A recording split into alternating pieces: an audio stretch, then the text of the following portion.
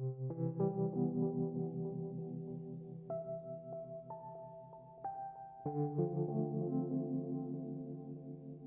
the Book of Morals and Precepts.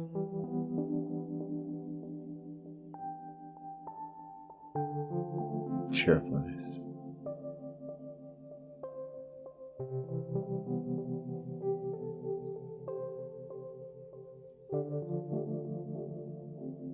From whence does sadness come?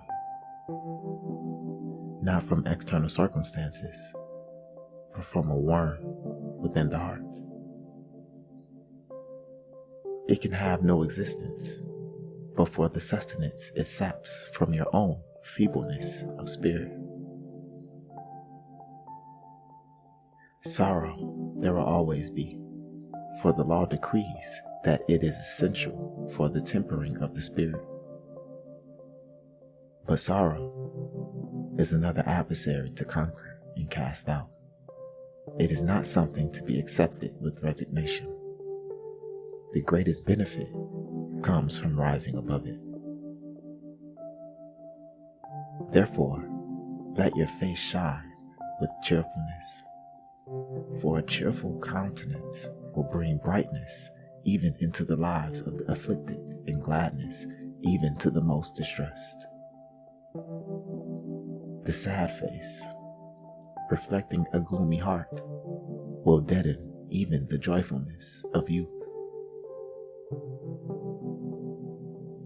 Never go about among men with a sad face, for such is easily forgotten. Men care not for the countenance of gloom, but that which is pleasant is easy to remember. When a man who went smiling into the storehouse for barley distribution comes out frowning, he makes known his displeasure, and they who wait their turn blame the overseer for miscalculation. The people who deal with wise men have cheerful faces. Though your talents are such that you cannot appear great in the presence of others, you can approach greatness by being pleasant and agreeable. It is easy for a man to appear great when he is great, but difficult to appear pleasant and agreeable when he is neither. The sad air of despondency pollutes the pure air of life. The morbidness enthroned in the heart of a weakling magnifies his affliction. It raises the loss of a needle to the loss of a fortune. His mind is burdened with trifles and therefore cannot give due attention to matters of consequence.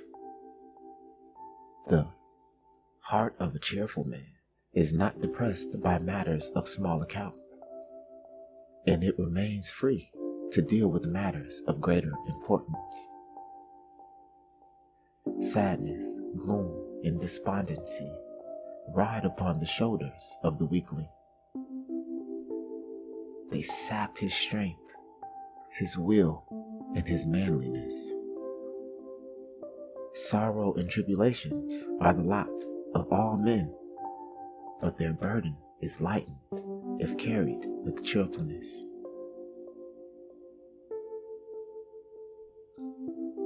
It is well to think, when calamity befalls, is it wholly a thing of evil?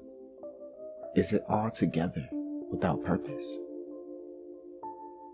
The despondent heart invites the entry of cowardice and meanness.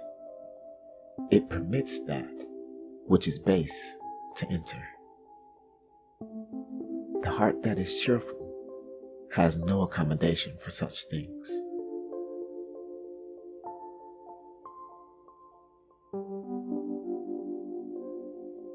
Be not misled by the mask of piety when it hides the sad heart of the melancholy man. The face of the truly good, like the countenance of the wise, shines with the reflected light of the joyful soul within. The greatest sorrow and the most overwhelming misfortune cannot douse its brilliance. In the midst of affliction and sorrow, the things which once filled the heart with gladness do not all depart. Why then should these be offered as a sacrifice at the altar of sadness? Is this not exalting sadness far above its station?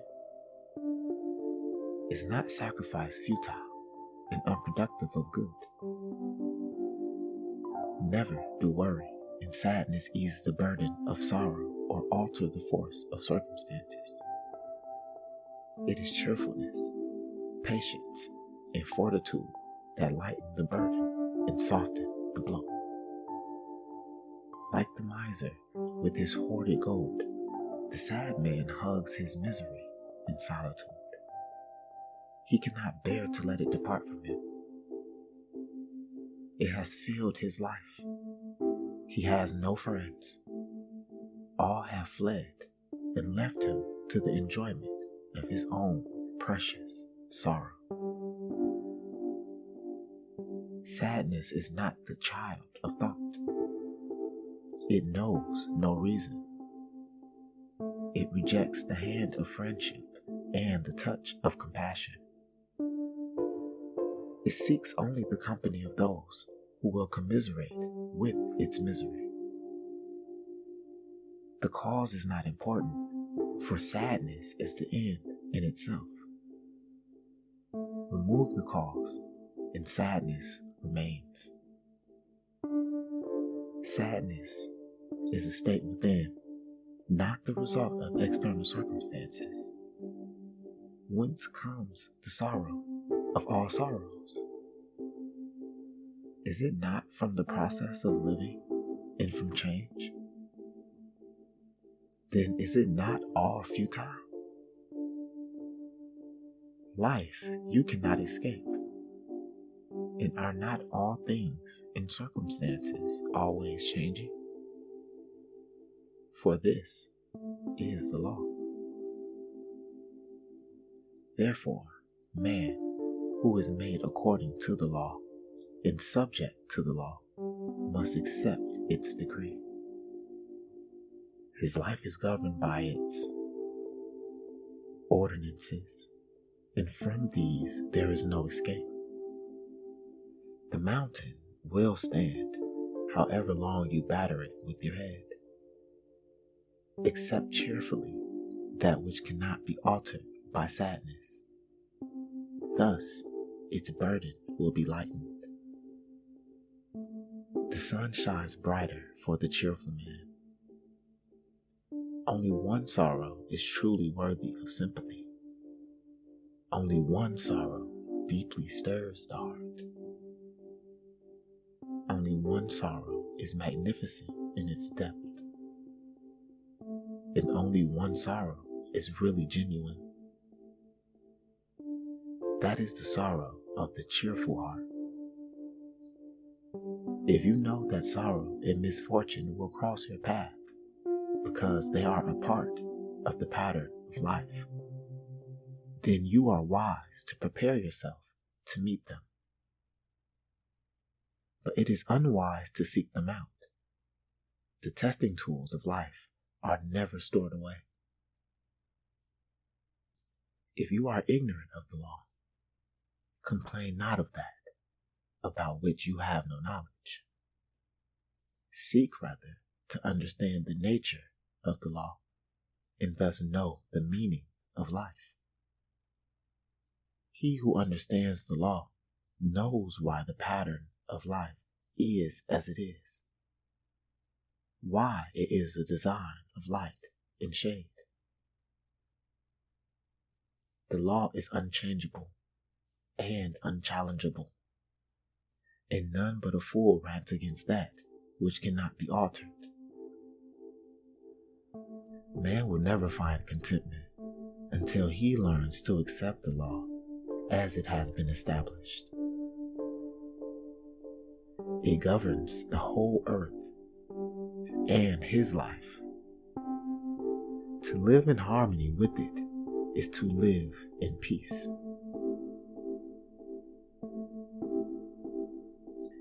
in your weakness and waywardness, you find the burden of the law intolerable. All of your lamentations and wailing will not ease the load. It will do nothing but add to your distress.